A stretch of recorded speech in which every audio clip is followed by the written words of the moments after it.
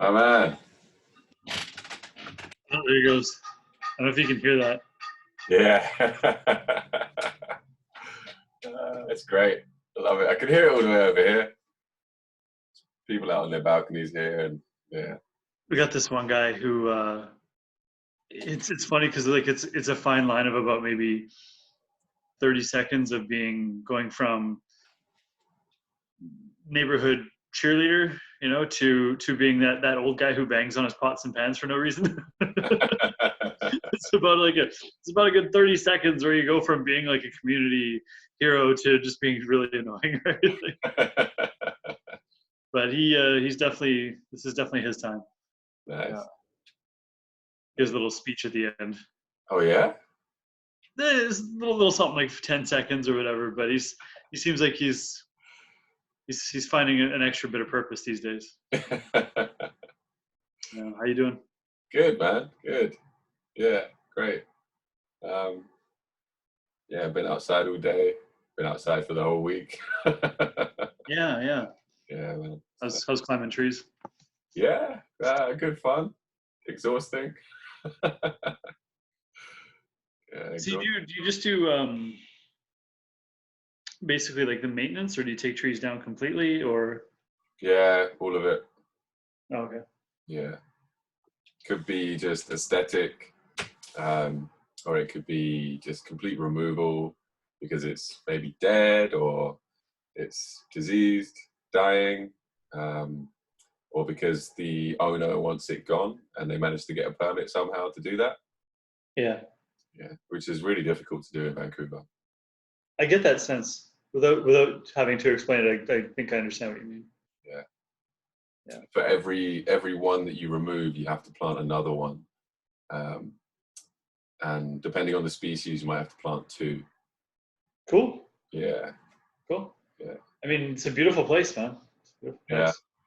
I'll often walk the streets of the West End and just, especially this time of year, just stop and just appreciate just the variety of plant life, just the way it's, just the agriculture of it all. I guess not the agriculture. I'm looking for a different word. It's what my grandpa used to do. I can't even think of it. Landscaping. Uh-huh. Yeah. Yeah. It's so colorful here from like now until the end of autumn. Yeah. It's incredible to see.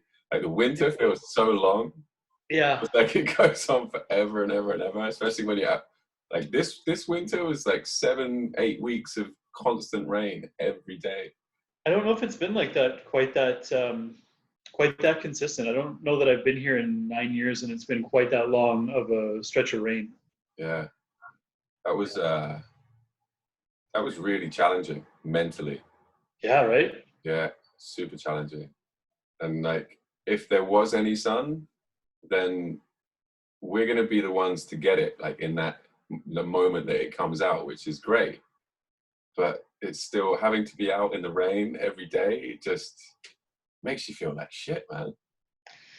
Yeah, I could see that being a challenge for sure, man. You stink every day. Oh yeah. I don't know what it is. Like the mixture of rain and sweat and everything else, all the goo from trees just gets really stinky. Probably the worst part would be like taking a lunch break and then going back out into the cold and the wet. Yeah, it's horrible. That would just be the worst. And just eat outside or something. Yeah. I give you credit though, man. That stuff is pretty tricky to do, like that kind of detailed and potentially dangerous work. Obviously you're working with gravity, right? Yeah. And weight. But then of course just the close quarters of like these houses and buildings and wires and shit. Yeah, we break a lot of stuff. Yeah, fair enough. It's some pretty. I'm imagining you earn your pay. Put it that way. Yeah. Yeah. Yeah. How have you been? Yeah, I'm good, man. I'm okay. It's yeah, I've slacked off for sure. I've definitely, but I mean, it's understandable. I mean, I don't think anybody can be really blamed for whatever they go through at this point. I mean, this is just unprecedented. Cool. Yeah. So I've just been taking it easy on myself that way. Like but also trying to just stick with basics. Because obviously I don't want, how would I say this? I don't think the nature of what we're about to go through is going to be abrupt at all. I think it's just going to be a very slow, gradual burn, and that's the challenge that we have, is just the inability to really affect any great amount of change, at least that we're used to. But at the same time,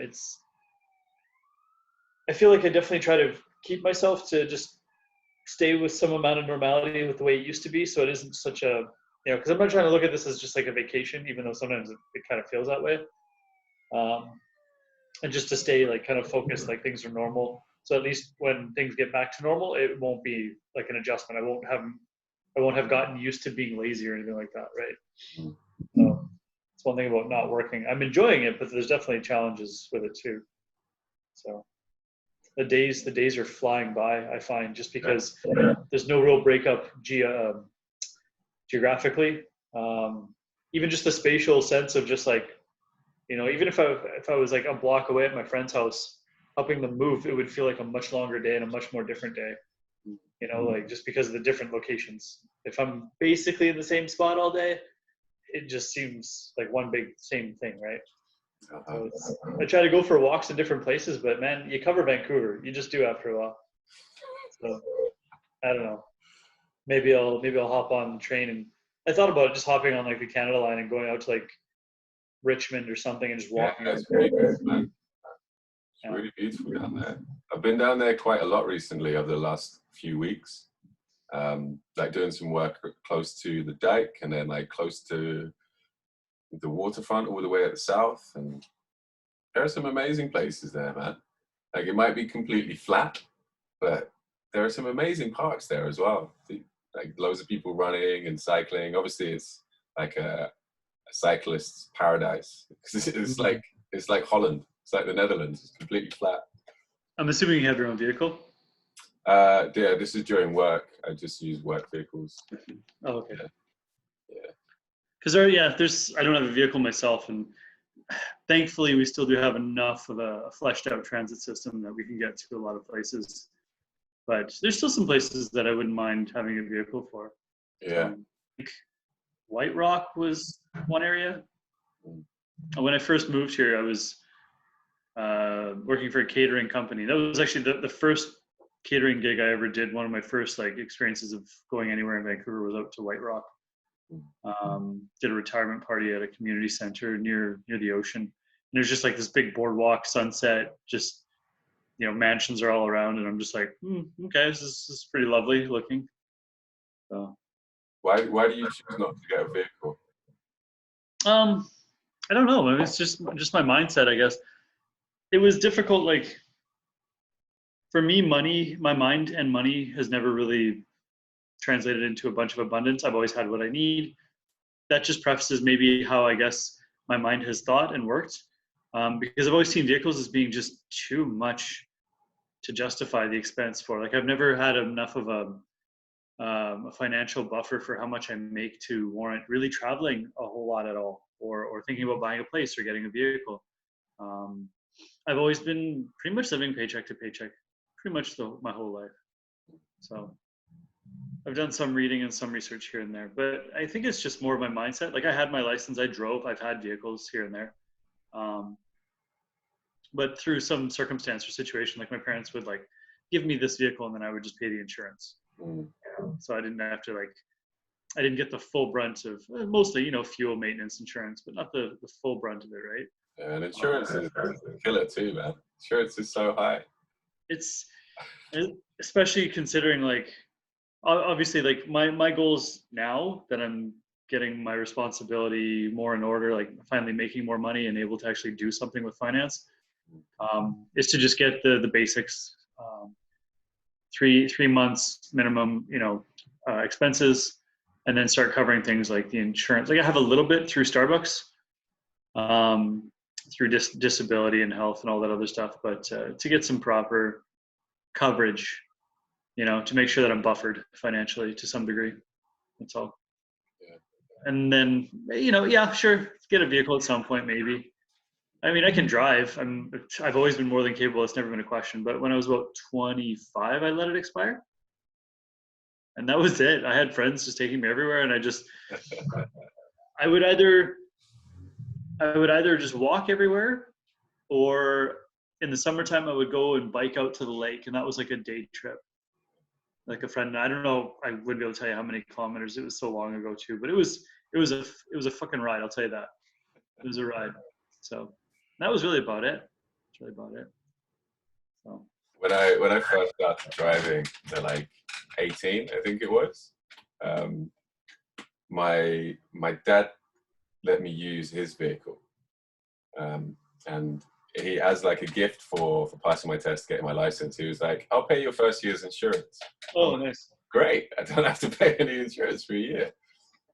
6 months later, we're like, should we have for some reason we wanted to have a look at the insurance document, and he'd only actually paid for 3 months, and this was 6 months in. So I'd been driving without any insurance for 3 months already, right? Because the cost of insurance is so high for like a new driver in the UK. It's like thousands and thousands of pounds for a year, and because his is so low, like this guy here, right? Because he was like police and all of this stuff. His insurance was really low, having done like evasive driving courses and all of these kind of things, and having like no claims for so long. He just assumed that the price that he saw for me was for 1 year, but it was only for 3 months.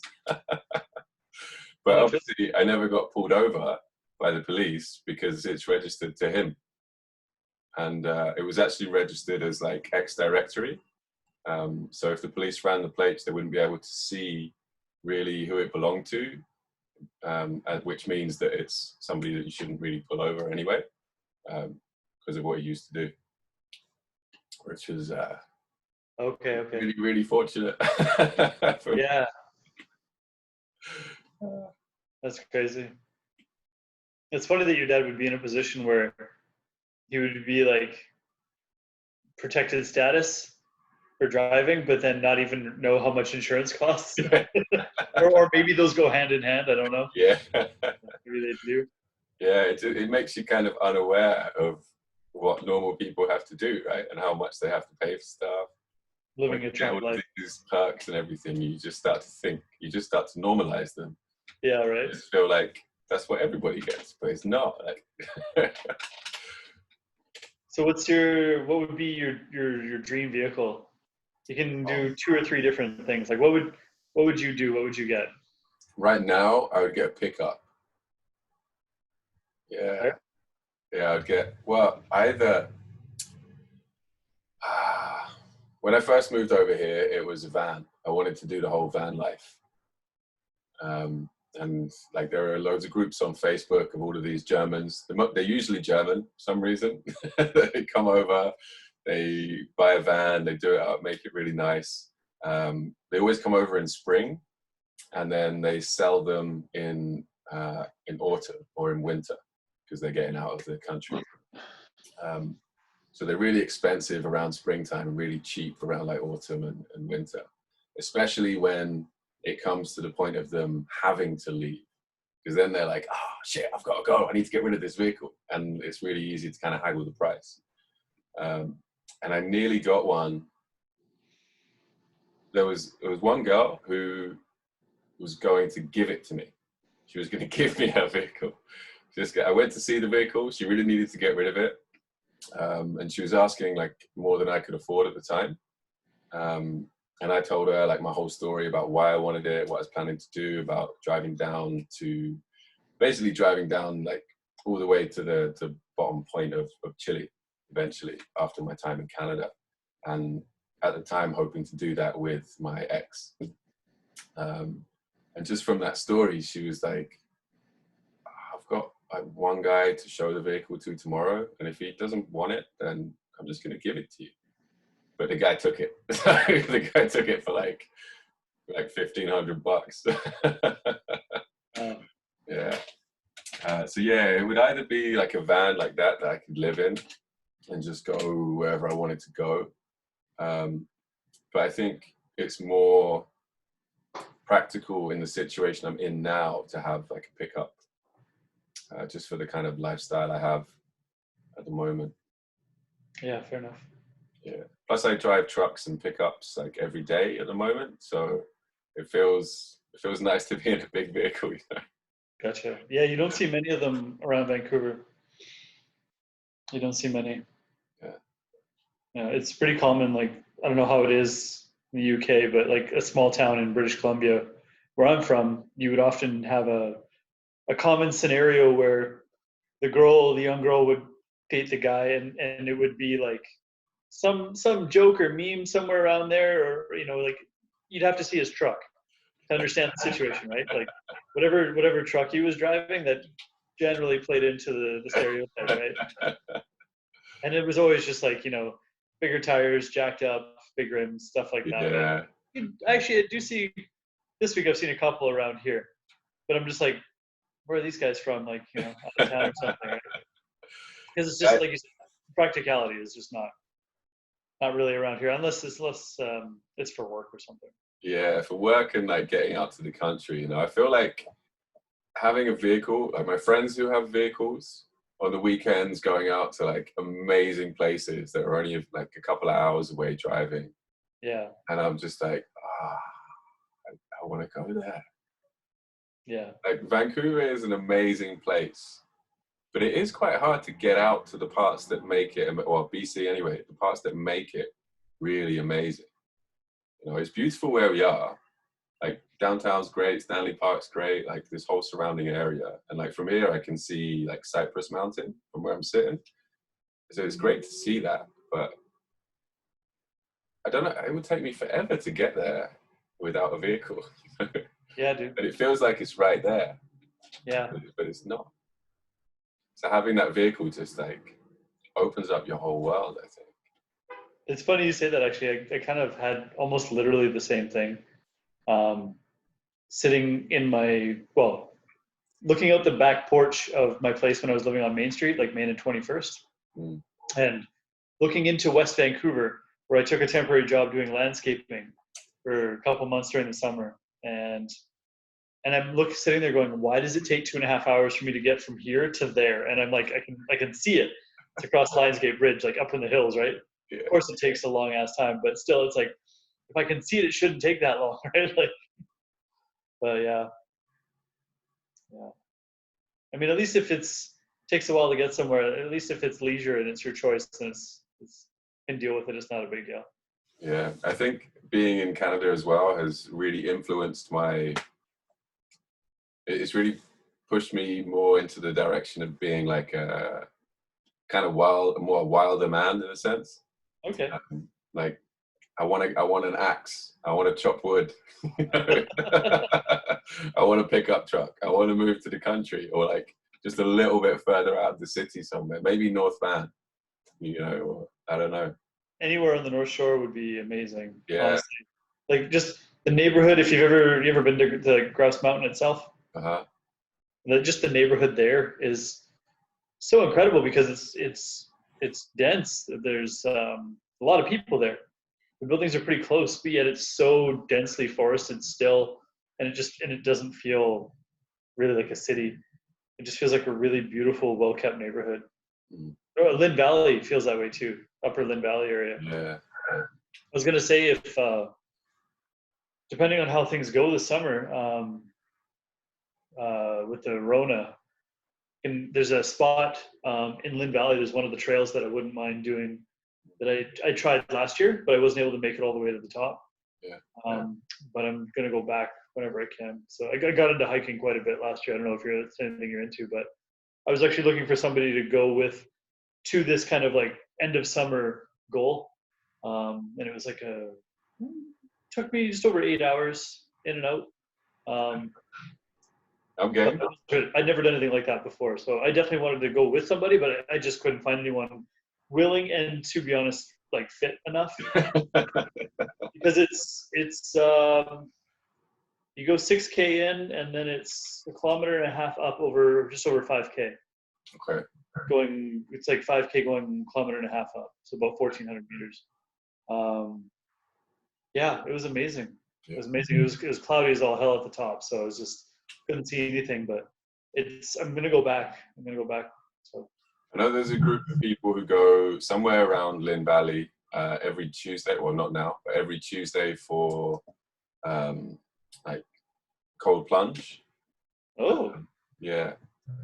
And another friend of mine goes there quite regularly. Is there's one of the hikes around there is like one of his favorite hikes, and he finishes at this place where you can like jump off a cliff into a cold plunge. oh wow, I've never heard of that. Yeah, it looks pretty awesome. Well, have you been to the trails section of the Lynn Valley, like the actual mapped out trails area? I've just been to the suspension bridge, the free one in Lynn. I think we talked about that. Yeah. Yeah, I think we mentioned that. Yeah, I don't know if that's the same thing. I don't think so. But yeah, no, it's really cool because there's basically a series of like, so maybe there's probably like 3 or 4 or 5 different little trails and hikes that you could get into of varying lengths, difficulties, and times and whatnot. So it's a beautiful area, and you can experience complete silence out there, and it's literally like a half-hour bus ride from where I am downtown. So it's nice to have that available. Yeah. Yeah, with transit and everything. But there's, like you say, there's so many spots out here. So I want to start getting some of the Baden-Powell trail under my belt as well. Again, we'll have to see how all that goes, but something a little more casual to do. Yeah. Cool. It's interesting that it's called Baden-Powell. Like, Lord Baden-Powell is the guy who created Cub Scouts, right? Leave it up to the English guy to know the history of it. I don't know the history of like. That's what I'm curious about. Like why this here is named Baden-Powell, because Lord Baden-Powell was a British guy who created Cub Scouts. And I was in Cub Scouts, so we have to learn all of this stuff. Like my grandfather was what's it called, an Arcala, like the leader of a Cub Scout group. Oh, I don't know. So yeah, we had to learn about that dude, but I find it. I guess it's probably because of colonialism. Most things are because of colonialism in Canada. Anything you There's always positives and negatives out of everything. So yeah, yeah, that's funny. Yeah, I don't know anything about the trail itself, but other than just roughly where it runs and some of the different sections, but not the history of the name behind it or anything like that. yeah. The only thing I'm familiar with as far as landscape and any kind of history and naming is the Lionsgate Ridge, and the mountains, the 2 points that are the Lionsgate. Why that was called, I don't know, but I think some Aboriginal ties to the stories over there. So yeah, it's amazing, dude. It's funny because I've never really been anywhere else. Like I've been to the States a couple times, not too far, basically West Coast, Alberta, but I've never really traveled at all. But I think it's still safe to say that some of the better country, scenic wise, and just like the overall lifestyle that a person living in Canada could have, and then living in this kind of beauty as well too. It's a pretty good combination, right? Like, Yeah. I'm not going to sit here and say it's the most beautiful place on earth, but I think there are at least some elements that make me pretty lucky, pretty fortunate, and I'm not lost on me. So. Yeah, there's some phenomenal places here. There's a friend of mine, Scotty, sometimes takes me out to Fort Langley, or just past Fort Langley over the bridge into Kwantlen territory. And we go over there he kind of facilitates sweat ceremonies there. Oh, nice. So I'd go over with him like pretty early in the morning, like 9 o'clock in the morning or so, and start chopping wood, getting it ready to make the fire, and like putting the stones in the fire, getting everything set up and ready to go, and then kind of starting the actual ceremony at like around 2, I think, usually, something like that. Yeah, it's in this amazing location. Like Fort Langley in itself is a beautiful little town, like a really cute place, super cute place. And then just over the bridge, when you get into Kwantlen territory, it's just like forest. You know, it's amazing. Right next to that river, and in the summertime, like you can come out of the sweat I haven't done this. But you come out of the sweat in the last round and then just go and jump into the river. Just that would be amazing to do. Absolutely. How many times have you done that sweat? I think 3 times I've been over there. What's it? What does it entail? What are some of the guidelines? I'm gonna mess it up, but Well, like for instance, I guess what I'm wondering is there a certain amount of time that you have to stay in there? you don't have to stay in per se, Yeah. but you're expected to see it through, so there are basically 4 rounds, sometimes 5 if there's like extra. I don't know why sometimes there's a 5th round. I'm not sure why, but the 4 rounds are based on the directions northeast, south, and west, and they all correspond to different things like cleansing, masculine energy, feminine energy, healing, and then there's like a warrior round if there's a 5th round. And in each round, say for example, if it's the feminine round, at the beginning, the women in there will give some kind of like prayer, or they'll have an opportunity to say something that they want to share, and then you're asked to kind of focus on whatever you deem feminine energy in the world to be, or like a feminine figure. Say if it's your mother or grandmother, or just like the world itself, like Mother Earth, and you maintain that image in your mind throughout the session. And once you're in and like the kind of prayers start and the sharing starts and the flap closes and it goes to complete darkness, and they slowly pour water over these burning hot lava rocks, which are your ancestors. Your ancestors are those lava stones. So you're kind of, it's a time when you communicate with your ancestors, and you kind of get in touch with that energy that runs from them into you. You give like gratitude for that, and you focus on that, and you focus on these different aspects during each round.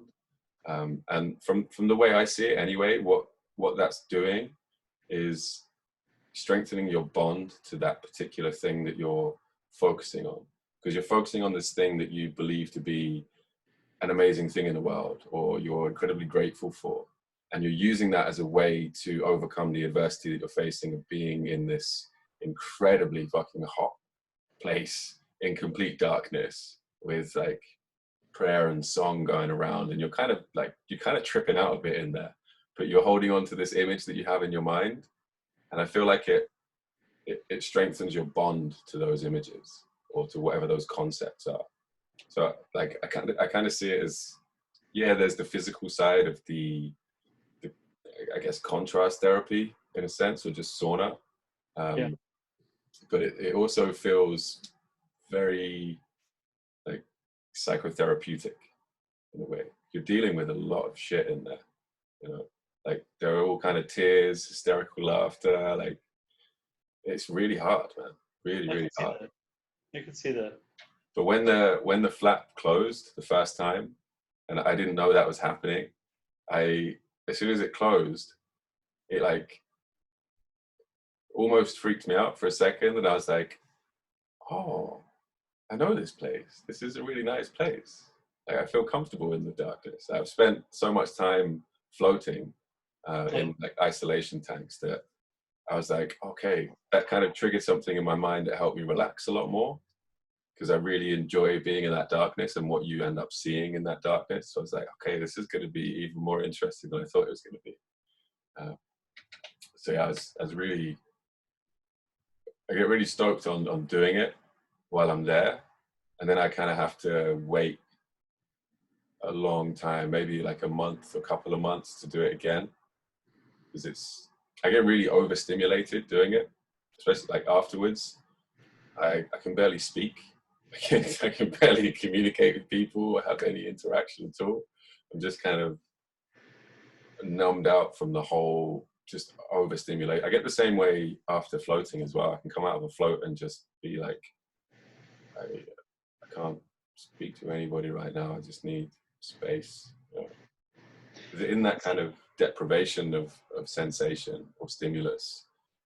Well, I mean, it makes sense because, I mean, it seems as if, obviously you're quieting everything else. So like take the deprivation part of things in both scenarios. Yeah. And it seems like it's pretty safe to say that most people are gonna, by doing that, you end up quote unquote turning up the volume on all the stuff that you couldn't see or hear before otherwise. Like it just becomes, you're just noticing it now. So I mean, obviously it's assuming a lot of an individual to say, but it's not unsurprising that a person would be spent. One, because it's such a different experience from day to day, but two, I think maybe there is some held back that just gets heard at a much louder level in those moments, because you're basically cutting out all the distraction otherwise, essentially. Yeah. I know myself, I would often go swimming 2 or 3 times a week, just as part of my regular routine, and then I would always go, swim pretty hard for half an hour, and then go sit in the hot tub, and then the steam room, 15-20 minutes respectively each. But especially the steam room, I got myself, it wasn't really a goal, but I saw myself getting more and more used to the heat. And so I'd end up going in there and like standing up on the benches and stuff.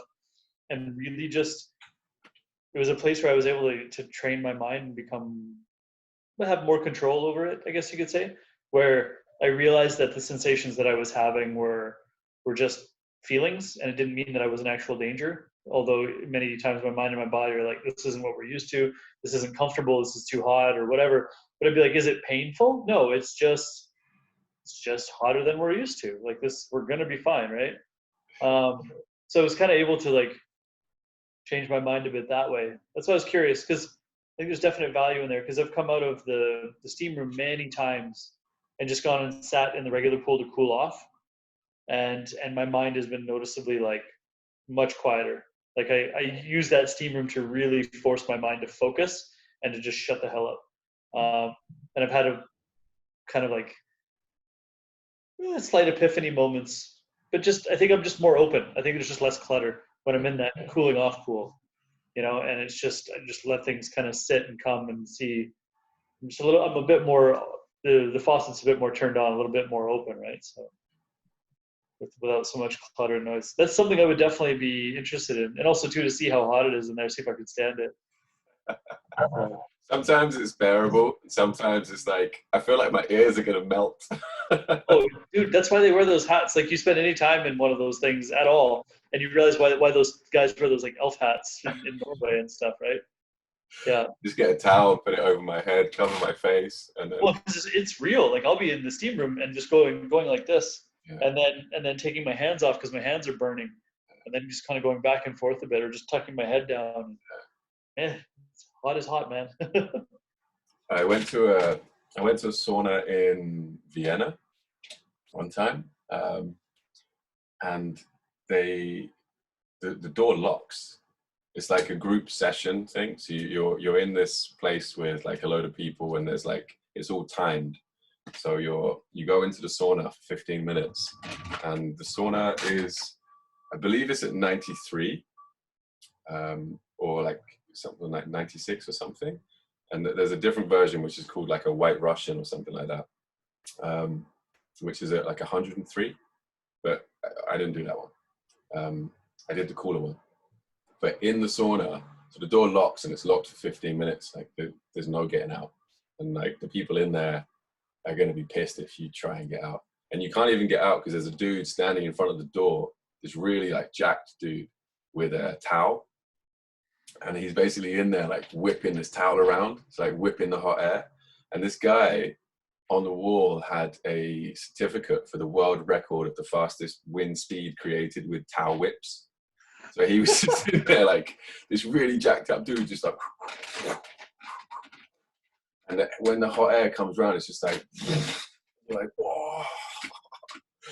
But then, as soon as it's kind of passed, your body relaxes like back into that heat again, into the lesser heat, and it's like, oh, it's not so bad again now. And then next thing you know, it's like waft of air comes in, it's just like, whoa. Yeah, they have a plunge pool like ready as soon as you get out, you can jump into. Yeah, it's pretty intense. Yeah, I wish I had an ice bath. Yeah. Do you do cold showers or anything? No. Cold showers are us. No. I mean, I found myself through exposure of just like Wim Hof, a little bit of the technique and stuff like that. Yeah. Just thinking about that kind of stuff, I found that at least last summer, I was able to definitely, before I would go swimming, you get wet first. I'd just use cold water there, and that would be kind of my cold shower. But I found that I was able to actually like just kind of calm my mind down and I was able to withstand more in that sense. Even just the temperature outside. I mean, I don't live far from work, but I'm the guy that always wears shorts. And many times it was like, "Are you freezing?" And it's like, no, not really, because again, it's that same idea of like with being in a steam room or even weightlifting. It's like, is this just uncomfortable, or is there actually a problem here? And most of the time, there's not. It's not a problem. I'm just feel a different temperature. You know what I mean? So, and it's only like for a few minutes, but I don't know. If I found that it seemed like my overall tolerance for cold was going up, was changing. And that was through practicing Wim Hof? Yeah, just being aware of it, just trying to expose myself to it a little bit more in whatever scenarios and situations that I found myself in. But I tell you, man, like I've had cold showers. Like I've actually woken up and actually felt like I was in the mood to have one. Like it just felt like what I wanted as opposed to hot. I don't know, like I needed rejuvenation or something. I don't know, but where I've actually done that, maybe only twice. But to do the kind of stuff even remotely close that you see them do in Poland, or Wim Hof has done himself, it's oh god, no way, man. I mean, I'm sure it's possible. I'm sure it is technically possible. Yeah, because I watched the Vice documentary where he takes the journalist and his camera woman, and 3 days he's got him up in a mountain in shorts and no t-shirt. And it's like, yeah, I believe it. I believe it. So when I first started doing cold showers, which I think was probably a few months ago, maybe about 6 months ago or so, like I started doing them really frequently. And in the beginning, I would get in there and just scream. I'd be in there just going like, wah, wah, just making some ridiculous noise just to kind of get through it. And now I go in and it's a lot more like I breathe through it. So yeah. I practice the breathing side of it sometimes. It used to be a lot more frequently. I've gotten very lax with that. But for a very long time, I had a very strict morning routine of like I'd wake up at 4 a.m. I wake up at 5 now, like anyway, but I'd wake up at 4 just to get an extra hour to do some Wim Hof breathing, cold shower, some meditation, exercise, stuff like that. Now I just have like little bits of those some mornings. But it got to the point where I didn't have to do that anymore. I didn't have to like go crazy in there. I could just breathe through it and feel it a lot more. Because when you're kind of like that, screaming is a distraction, right? You're distracting yourself from what you're really feeling, from the temperature. You're distracting yourself from the change in your body. You're kind of letting that all out through going crazy rather than just really sitting with it. But that wasn't really a conscious choice to do that. It just happened quite naturally. It just, you just figure out that the breathing really helps while you're in there. And just. Did you, just a quick question in that, did you ever have a moment like I did where you realized when you're standing in the cold water that, how do I say it? I realized that when he talks about taking those deep breaths, like full deep breaths, And then when I was in the cold shower, it hit me. Oh yeah, that's what my body does automatically. So obviously there's a connection to breathing in cold, right? Yeah. It seems like as soon as you hit cold water, you just go, yeah, immediately intake a big breath, right? And I'm just like, huh, all right. So there's something to that. Yeah. So I just, yeah, and it was more of a process of just um, controlling or being aware of and suppressing that panic where you start hyperventilating. So cold, and you just were able to just focus and just like I found specifically like the pushing out was what I was able to control first, and that kind of helped me to gain control of the rhythm. Yeah. Was the actual pushing out was the easiest part to control first. Yeah, but yeah, no, it's interesting how physiologically we're set up to respond to certain things, and yeah, we're pretty unreal beings, I guess. Yeah, and especially the cold. The cold is phenomenal. It makes you feel like an absolute beast. Like I It come does out, wake you up at least. yeah. Like you come out and you get like a flush of warm again because you're out. Like usually you get out of the shower and it's like, oh, it's a bit chilly because you had a warm shower. Yeah, But you come out of it from a cold shower and you're just like, I can take on this world. Like this feels. This is a great temperature. but I think that falls in line with exactly what I heard Joe Rogan mention about choosing your struggle on a podcast, about voluntarily putting yourself into places that are shitty, quote unquote, just because there's a benefit to it. Yeah. But also part of the result of that is mitigating your mental ability to get fucked up by that shit that comes your way. You're kind of buffering and you're strengthening your mind as well too, going like I've been through worse. Like I've voluntarily put myself in bad situations, so I know I can handle that, right? Yeah. Yeah, it's kind of neat that way. Just something like cold, but cold is why is hot so much easier to get used to than cold? I don't know, like there's a lot of times I've taken friends swimming and we've gone in the steam room and they're just like, oh dude, I gotta get out of here. And I get that, like that's where I was too. Like it's just too hot. You just get used to it after a while. But I don't know, it seems like heat is way easier to get used to than cold for me. I don't know. But Have you done any other kind of breath work? no, not specifically. The only thing that I've ever really done was just a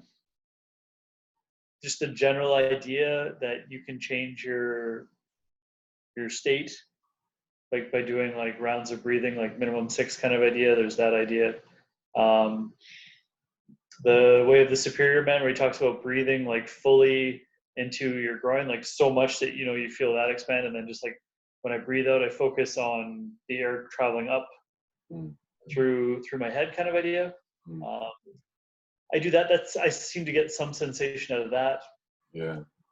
The only other thing I've done, and this is a little bit normal and also weird, but in that David Dida book as well too, he says just as you're about to like feel the orgasmic release, like you take a deep breath, and then just as that releases, imagine like breathing out and sending all that energy up your spine. Yeah. And all I can say is it does change the experience. Yeah. It does. There definitely seems to be an ability to move the energy. Yeah. Like to actually take it, like if you just leave it alone, it's just there. But if you take that deep breath and then you focus on moving it, it can actually, it's a different experience in different places. So other than that, no, not really. Not really. I just try to, if I need to breathe more, that means I need to do more cardio. If I can climb the mountains and I don't die, then I'm doing all right. Yeah. Yeah. No, I breathwork seems like something that it's one of those I probably should do more of. I think I should, just because there seems to be this line that if you can, like this veil that you can kind of pull off, that there's a lot that can be accessed and a lot that can be affected positively through even some minimal amount of commitment to breath work. Yeah. I've done maybe 2 or 3 like consecutive times, or 2 or 3 times where I've done consecutive rounds of the Wim Hof breathing, and I get the tingles and everything else. But beyond that, no. No, how about yourself? A couple of sessions. I've done Wim Hof more than anything, many times, but an actual like breathwork session ceremony, I've been to 2. It's really big in Vancouver. Seems to be like everybody knows about this thing. I hadn't come across, my first exposure to it was Wim Hof, um, and I thought it was like completely unique to him, until I came here and I was like coming across people who are running breathwork sessions and everybody's done this. I'm like, what is this thing? So I'm curious, and I ask people like what it is, what they do, like what happens there, how you feel, and from people's explanations of it or experiences there, it terrified me, man. I didn't want it. I had a very strong resistance to going and getting involved in one of these sessions. Like some people have very cathartic or transformative experiences in these sessions. The actual breathing section of the session is a good like 45 minutes. Not like Wim Hof style, so you can't do that type of breathing for so long. It's not good for you to do it for that length of time, so I hear. But there are different types that you can do for longer periods of time, and they can send you off into a different world. You know? It's just the first time for me, I kept finding myself go into a dream, much like I would in a float tank. I just kind of slip into a dream, and I'd kind of be there in that dream, in a very lucid dream. Could say it's a hallucination. I don't know what it is. But while I was there, I was at some point I would become very aware that I'd stopped breathing and I was kind of holding my breath while I was in this dream. So, and that would kind of, and I'd think to myself, I'm doing breath work. I should be practicing this breathing technique. So I would come back to the breathing and like be where I was again in reality, or in that place anyway, and just continue with that technique, and then kind of drift off into a dream again, and then realize I'm holding my breath, and that would just keep repeating.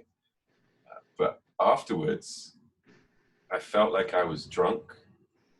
After the end of the session, I felt like I'd had quite a substantial amount to drink in terms of the way I was behaving and the way that I felt, but without the whole wobbliness of being drunk.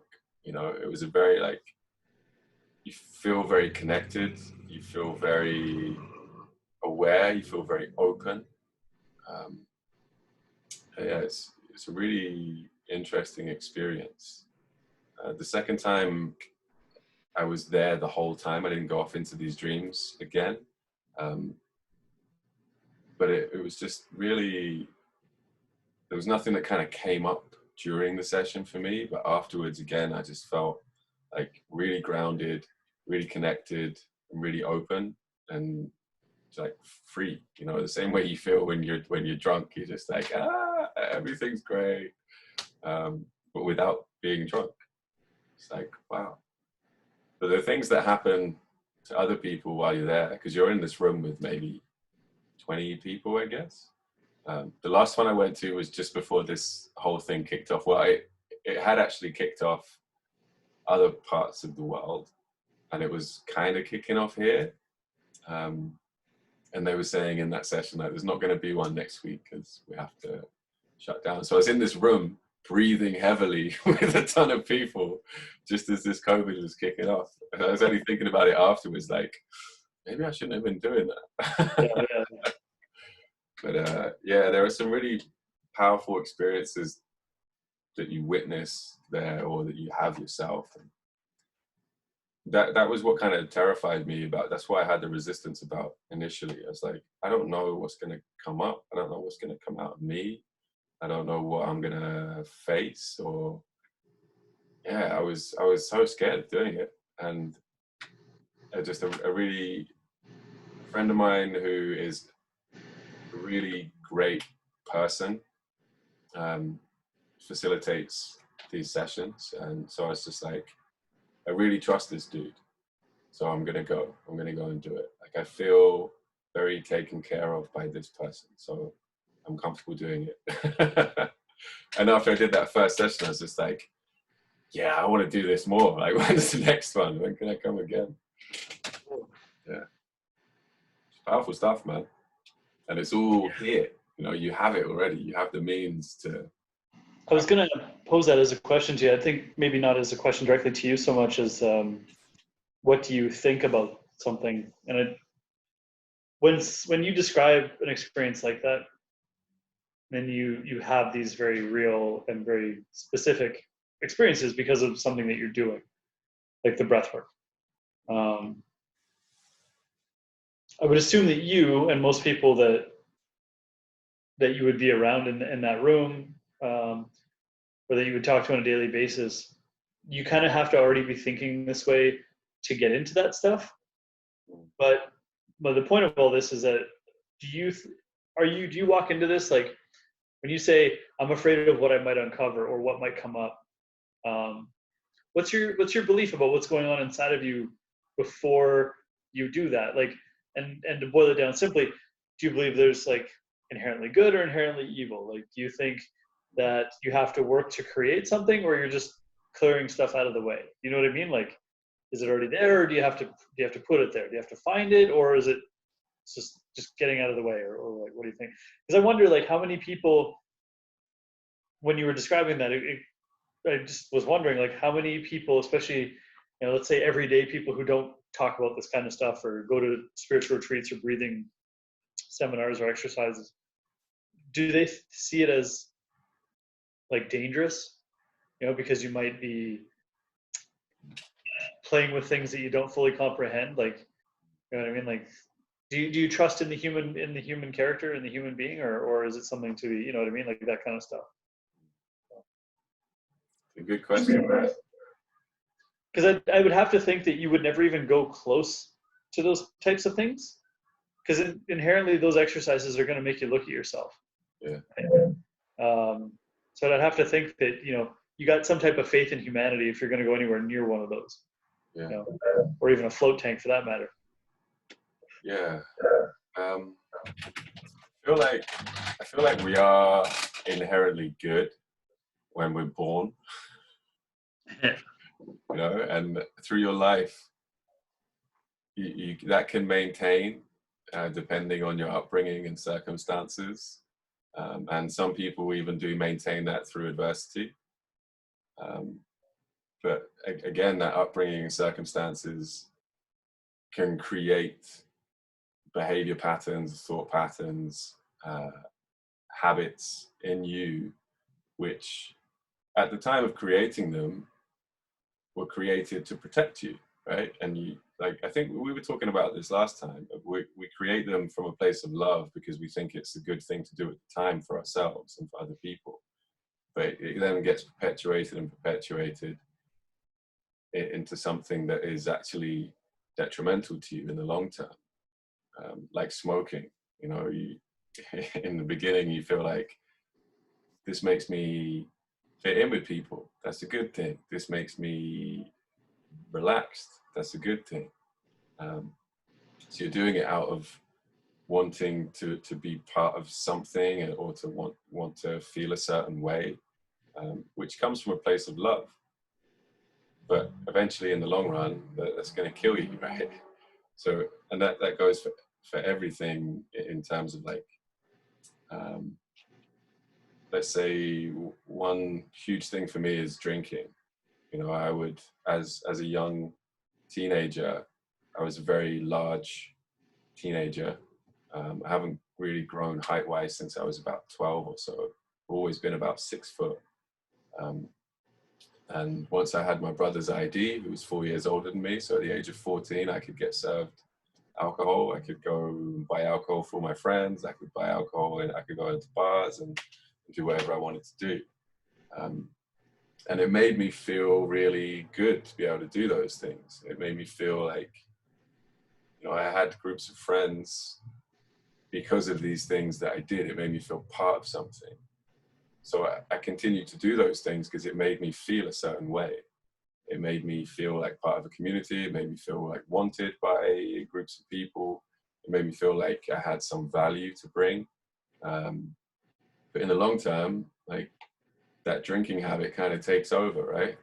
And then you find yourself repeating that again and again and again in the future, and thinking that you start to teach yourself that that's actually how you create these communities, that's how you create these friends groups, and that's how you bring value to the world. And it's not true, you know.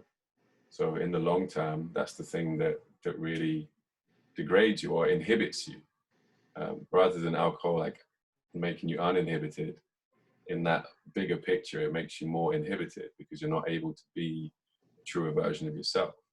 So I think when you go into these kind of practices, you're going to have to deal with these things that have been created, and not just by you, but by your environment, right? By you in your environment, that's what creates it. So there is darkness in there, of course. But I think, like, inherently, we're good. Like, we want good things. We want to take care of ourselves. We want to take care of other people. We just get confused along the way. You know? Yeah, I think a lot of times people confuse human nature with just how powerful, not even just how powerful, but how complete the mind can be with its beliefs. Like people will say, "Oh, that's just human nature," and I think it's kind of dumb because it's like, well, we've only been around as human beings for a few thousand years or so, you know, and so it's like just because somebody keeps doing something for a few thousand years doesn't mean that's inherently like natural. It could just be normal, you know, like just people thinking that what our human nature is not good. This or that is it's just a point that I'm getting to. Yeah. Yeah, I agree. I've been trying to do more understanding of how, like when we started the conversation, saying how like I can't really blame myself for how I've been acting or lack of taking action or this and that. It's been kind of funny because there'll be days where I literally like pine salt and like scrub this whole floor. We have like hardwood and a little bit of linoleum, and my roommate's gone for months, so I just like moved all the couches, moved everything around, and it was just like spring cleaning. And the next day I just did probably, other than food, basic nutrition, stuff like that, I didn't do a whole lot. Kind of nothing. So I go in and out of this like super deep clean and then nothing, and then super whatever and then nothing. So I don't know. It's that part that you mentioned though about our environment around us. That's something that I've had to give myself more credit for what the truth actually is, and just take some of the blame and some of the weight off of my own shoulders. With just because I think it's really easy, and I found that out maybe 4 or 5 years ago by taking when I took a sociology class at Langara, down there just south of, I guess, Main Street, Mount Pleasant area. That was when the idea and the notion of like, hey, it's not all your fault. Like people, it's for lack of any better understanding, let's say 50-50, nature nurture kind of idea. And just the idea that I am human, and what that exactly means as far as how I view myself and how much I put on my own shoulders and things like that as well too, right? That's an important one. It's an important one to realize. So I think a lot of times it's pretty easily perpetuated that if you don't have a fully self-sufficient, successful life, where you're a benefit to other people around you, then it must be your fault. You know what I mean? It must be something that you did wrong, or that you failed to do, or otherwise, right? Yeah. So, I honestly wish there was a lot less pressure. Without getting into how that would come about, I wish there was a lot less pressure in society in general, just to not have to be anything, like as far as success standards, as an example, materialistic collection, just for the sake, if nothing else, just for the sake to allow people more freedom to just feel like they can just have different experiences and just go through the motions much more easily, like have a general more freedom of just being able to choose and experience ourselves in different ways. It sounds like you're describing the situation we're in now. We're describing the which we're in now? The situation that we're in now. As far as the pandemic, or just in general? Yeah, the pandemic. Yeah. Yeah, well, hopefully there'll be some more appreciation on the other side of this thing, in a very general sense for life itself. But yeah, we're just how long do you think it will last? Oh, the appreciation? Yeah. Well, I mean, 9/11 happened and shit, so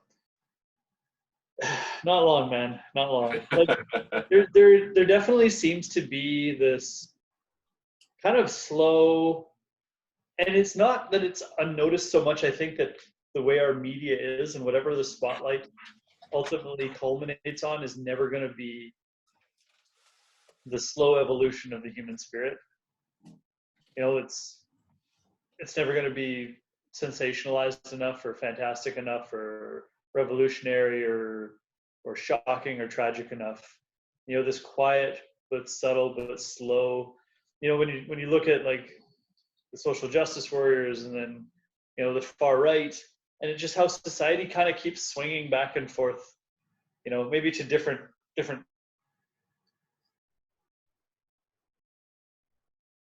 kind of hovering around this middle where we maybe eventually we'll come to a balance point. But part of taking those wide swings is part of the process. Yeah. So when people are like, "Oh my God," cancel culture and SJWs and all this other stuff, and gender pronouns and non-binary and everything else, it was never going to last. You know what I mean? At least to the ferocity. It was never a bad thing in the beginning, as far as wanting to just treat people with respect, essentially. But people's fears, ideals, and again, these are just the pendulum swings of life moving through time. You know what I mean? Like, you always, because I think the moment you find that perfect balance is the moment that it's all over, it's all done. Like, there's no more work, there's no more adventure, there's no more, all the in and out breaths are complete. Go back to the beginning and start over kind of idea, right? So I think there'll always be that sense of going back and forth. But I think slowly but surely we are realizing as a society how important it is to have mental and emotional health at the forefront, or at least in the light, not in the dark. And so you see signs. I think you see benchmarks of things changing. But I don't know. I mean, maybe it's just a bit of a misnomer. It seems like there's always supposed to be this like huge change that's going to make the world a better place, or a huge realization that's going to permeate, across the world, and suddenly things are going to be. And maybe there's an event that could occur that could shift things so much. I don't want to think of what that could be though, because like I said, we've had a pandemic. We've had like 9/11 was probably, up until this, was probably the most earth-shattering, intense experience, as far as a global scale that I've witnessed or seen or been around for. I mean, if there was an opportunity for people to kind of rethink their basic held beliefs, which is generally what is required for any amount of fundamental change, um, the amount of energy that has been put into crystallizing and solidifying our current models of the world, dysfunctional or not, requires some similar amount of energy to break that out. And that's why something like 9/11, which was so intense emotionally, it kind of hits down farther into people than their normal day-to-day lives would. And so you're able to, that gives the opportunity to kind of dig up more ground and plant new seeds in a deeper way, in a deeper level, right?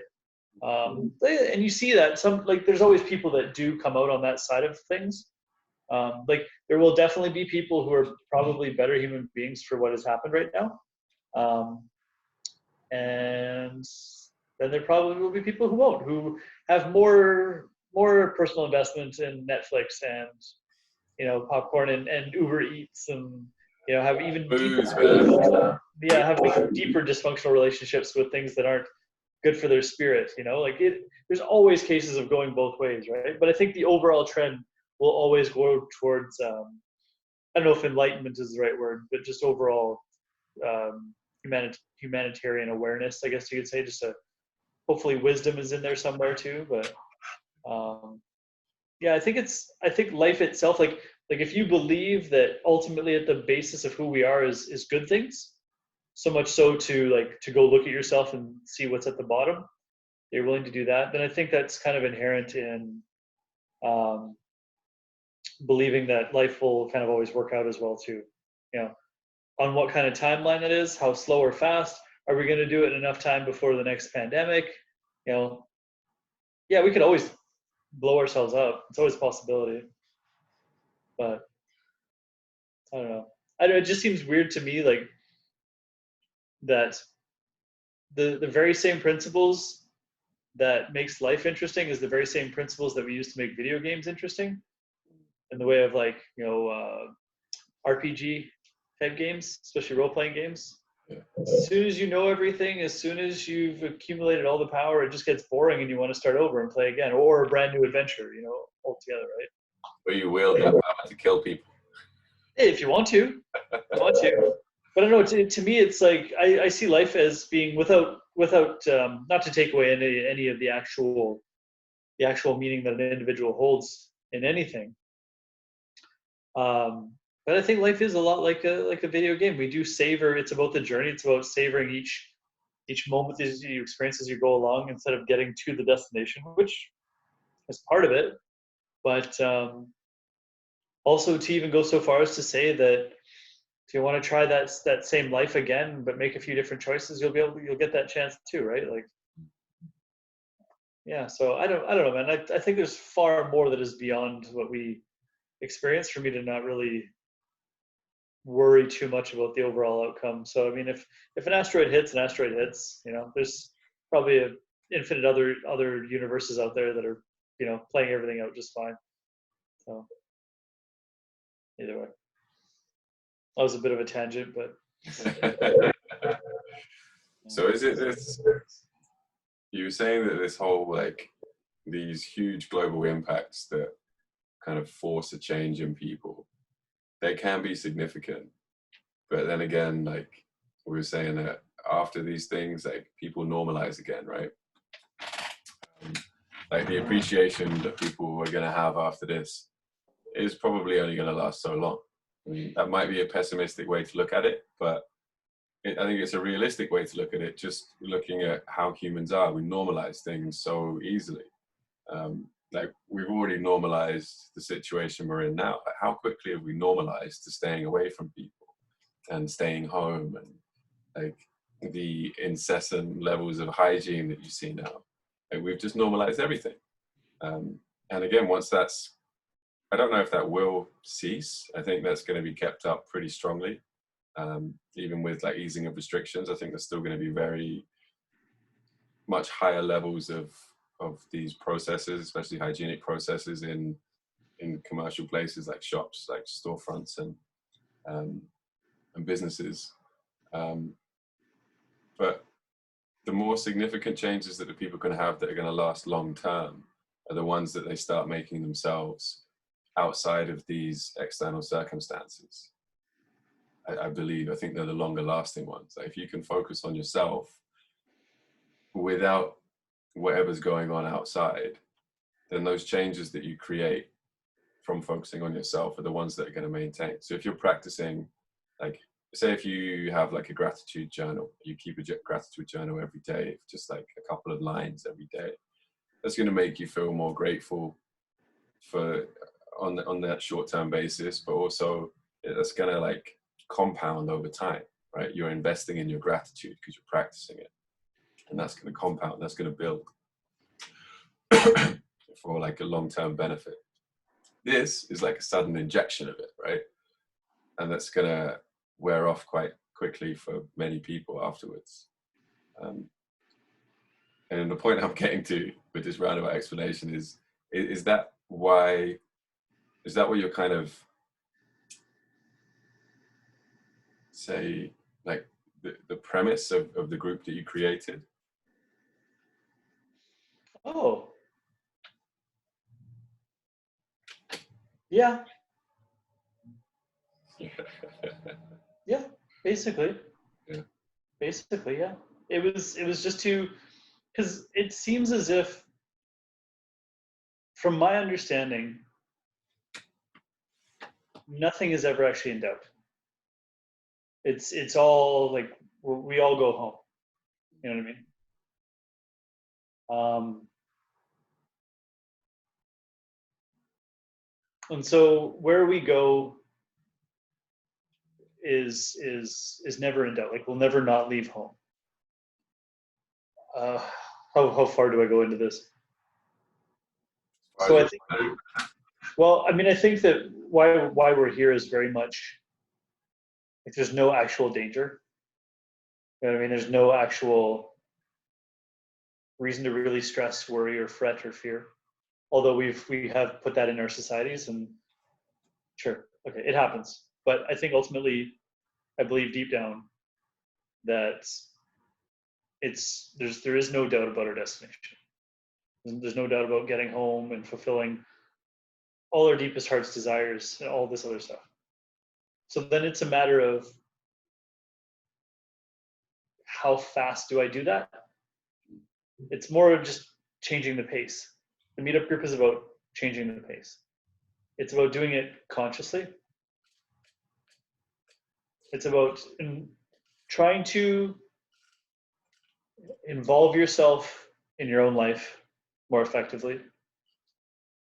If there is a way to be good at change, essentially, and then that would be what I would describe, how I would kind of describe this group.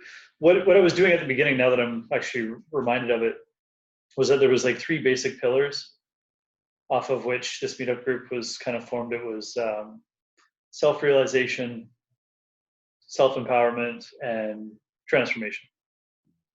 That would be basic 3 ideas behind it. It's just that it's a discussion group. Here's more information. Here's more like, people can talk, see themselves more clearly. Self-empowerment by getting the ideas and information about different things that they can do for themselves, how to start making those changes that they want to do, in the area of their life that they want to. And then, of course, the actual result itself, which is the transformation part of things. So I feel like I have got like a good idea, but I feel like what I want to, maybe deep down, what I would like to actually accomplish and be able to help people accomplish is not what this group is going to be able to do. Maybe I'm underselling it to myself, but I'd like to be able to have something in place where it's like a 3-day seminar where you're building on ideas. Like before even all of this, I actually had a bit of a light outline for basically like a course that I would design, teach on emotional perspectives. And this meetup group is kind of like I'd say it's like a wing or a branch kind of that. Like it takes bits of what I would like to accomplish through that initial idea. And it was just something that was easy to execute because the platform is there. Everything's already kind of set up, and I'd never done anything like it before. So any amount of hand holding that I could have done, I took. And once you have it, like you have your, once you get out of that group, you have your audience to then kind of pull from, or they're interested in this process already, so they're much more likely to be interested in something else that you have to offer as well. I think it's a good kind of testing ground for those ideas. Yeah, that's kind of what I was thinking about. I know when you're asking me before about motivation behind this and stuff like that too, and maybe I don't know if it was a direct question, but along the lines of like, where do you see it going? And I know I answered with just basically, I've just been kind of writing this out, just knowing that I have talents or believing that I have talents and things to offer. Try to put them in a place where they are of value, and that people can gain value as well too. Yeah, I don't know how this is supposed to really proceed or how I want it to proceed right now. Like just before the pandemic, I was in a bit of a state and a place of just like, okay, I want to increase the numbers, but how do I do that? Like, what's the way that that's going to happen organically? Like, not even beyond that. Like, maybe I shouldn't even focus on the numbers. It was just what came to mind. Like, okay, how can I help myself? And I could learn some techniques or some skills or strategies, at least around that. But what I mean is, I don't want to try to focus on that. I want to focus on what is of value here. How can I increase that for people? And so I tried at least the second and third meetup. I tried to really listen to what other people were saying and pay attention to how it went for them, the value that they got out of it. And then from there, like I say, I've only done 4. I've tried to just make any little minute changes, but I feel like I haven't had near enough time, and number of events has been so low that I don't know that I could really comment on how it's gone or where I feel like it's headed, or where, if it's solidified in its direction or purpose. No, yeah, it was just originally I wanted to create a course designed for men because the suicide rates are 3 times as high, on emotional perspectives. And then this is just kind of this kind of springs from that desire. But again, it was just really easy to execute, and it came at a time where I was just like, all right, I have to do something. Yeah, so I had to do something with it. So yeah, I'm not sure, man. I don't know where I fit in all this. My puzzle piece that is me for humanity. It seems like I believe that I know, like, that knowledge is within me. All I'm trying to do at this point in my life, and maybe for a while, is to just get out of my own way, to just clear up all the garbage and stuff that you were talking about before, how it's meant to protect, but that principle of separation on which that type of technique is based ends up just hurting more in the long run. So yeah, it's getting past those fears, and just trying new things. So Yeah, a lot of feedback. you asked, man. You asked. Yeah, I think what you were saying earlier about like the 3 pillars, in terms of creating that space where people can see themselves more clearly. I think that's the first step. That's like the primary pillar in the sense of what allows the other 2 pillars to grow. That, like, not just self-awareness, but self-knowledge. That you have to know who you are honestly. You have to like really pick that apart. You have to look at how you've behaved in certain situations. You have to look at like what you're drawn to in life, what your dreams are, and think about why you did those things in that particular situation, or why you have these particular aspirations that you have. What does that mean about what motivates you? Because like you can have lofty dreams and continue with a job or some kind of pursuit that is nothing to do with those dreams, but you still have those dreams. And that's a really useful source of information, because there's something really deep within you that you can kind of tap into. You don't necessarily have to like achieve those dreams. You don't necessarily have to pursue those dreams. You can if you want to, but you don't have to.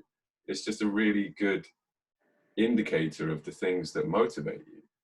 If you pick apart, like, look at what that dream is, and you pick apart like what that actually looks like, what that involves, what its core components are, those are the things that drive you. And you can find out how to put those into your daily life, right? And that just kind of sets you into a more fulfilled experience on a daily basis, rather than thinking, I'm not going to go for this dream because I only get to feel that way when I achieve that dream, and that's way too hard for me to do. Like, that doesn't really make much sense. You can look at the components of it and bring them to you into your everyday, but you have to do these things really consciously, and you have to be really honest with yourself, whether you're motivated by really good things, or whether you're motivated by really bad things, like evil things. It could well be true, but that's what you have to face. That's what you have to look at. And I think most people, a lot of people, are scared to do that. And that's what causes the belief that like that's not for them.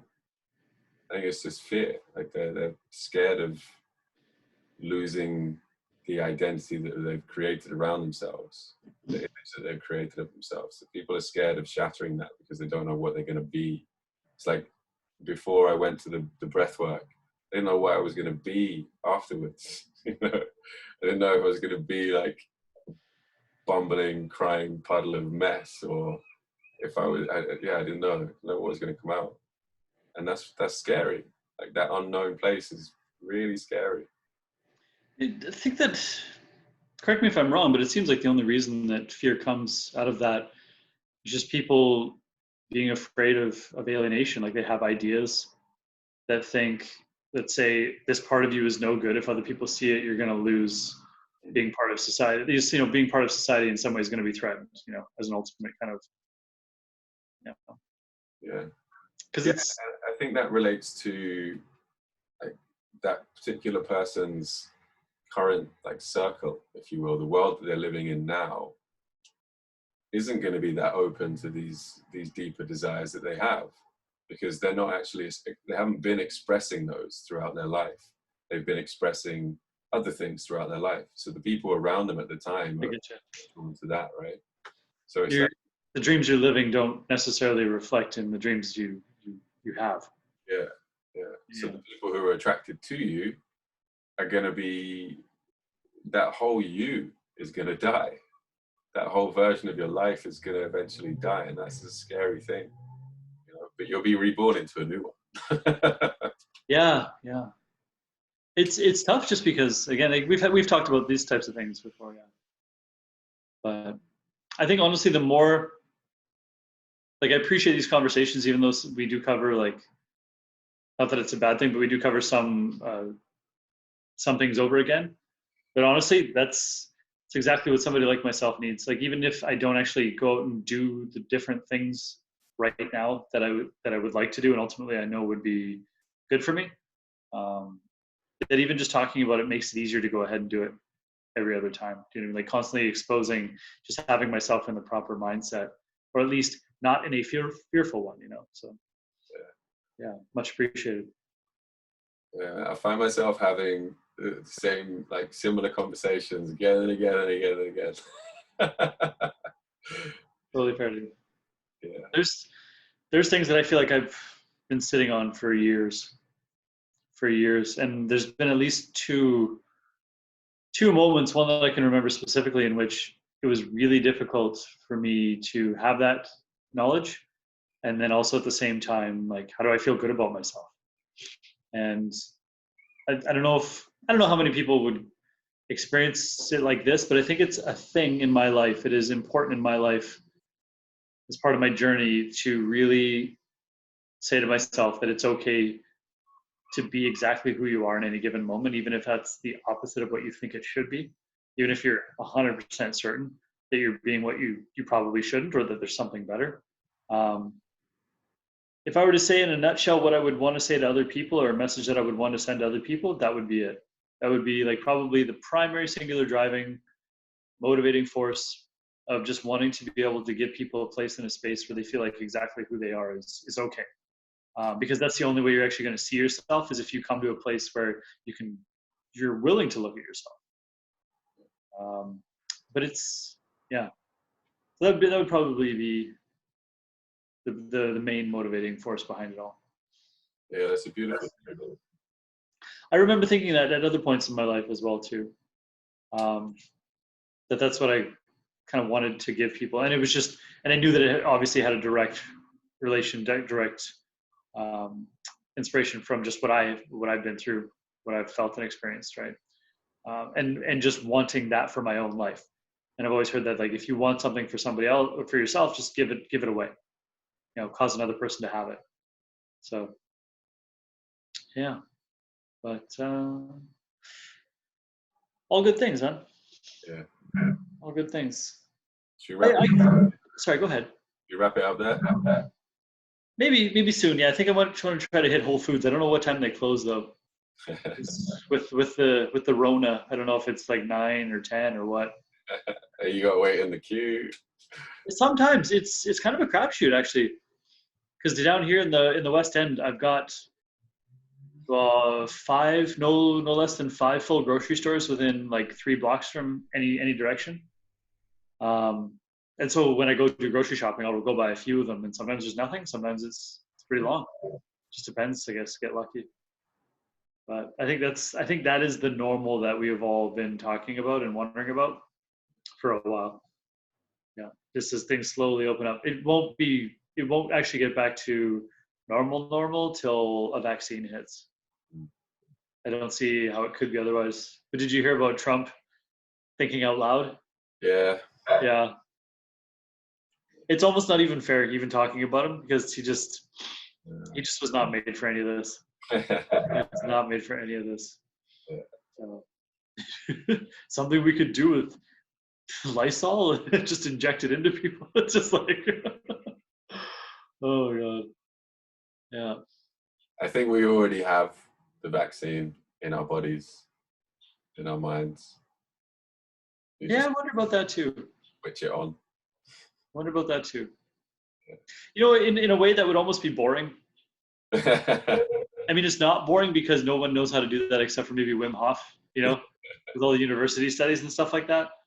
But if we could just like, yeah, that no disease will ever get to me or this or that. So that's that God mode that I was talking about. That's when you reset the game and start over from level 1. Yeah. Because when you got only access God mode if you continue to practice what it takes to get into God mode. That's the thing. Fair enough. You're not just in it. Like you have to maintain. You have to put the work in consistently. But how long is that journey though? Forever. That's what I've heard. Yeah. That's what I've heard. Yeah. Unless it's not. But anyway. Cool. Thank you. Any other questions or anything else that you wanted to talk about, or maybe something we can pin for next time? Not at the moment. I want to do this again. Cool. I'm not sure when. Very soon though. Hey, you're the working man, so I'm the one who's just trying to make sure his days feel like he's actually alive. Like honestly, I can't even tell you what day of the week it is when I wake up in the morning anymore. First thing when I wake up, I have no reference to what day of the week it is. And I'm so looking forward to Friday tomorrow. Nice. Oh, can't wait. No, I'm actually doing overtime on Saturday, so looking forward. Saturday night? Yeah, Saturday night on my own at home. Dude, I swear people are just, what do they call it, quarantine fatigue? People are just doing their thing. It's starting to happen. It's definitely starting to happen. Yeah. I feel like things are kind of, like one thing I've noticed, and I think is a good indicator of people's mental health getting better already, is that there are eggs in the supermarket. That was a problem. Yeah, like the supermarket that I go to anyway, it has been empty of eggs every evening that I've been there for weeks, man. I've had to go to... You know what that is? Places for eggs.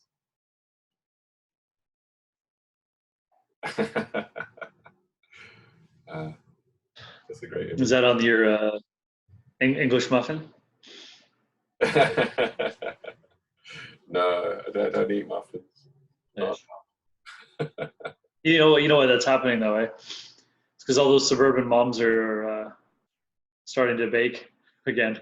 Yeah. Shit, dude. Even my roommate made cookies twice, and I made them once myself during this. That's very nice. But I didn't actually make the cookies. I just froze the cookie dough and then ate it. Yeah. It's funny because it's like sometimes I have to remember that I am an adult and I don't have to ask permission to do whatever I want. Interesting. Yeah. Well, the cookie dough part was like something as a kid. Something as a kid, I was always like, man, when I'm old enough, I'm definitely doing this. Yeah. Cool, man. I'll catch up with you soon. Thank you very much today. You as well. Thank you. Much appreciated. Speak to you soon, bro. All right. Have a good night. See you.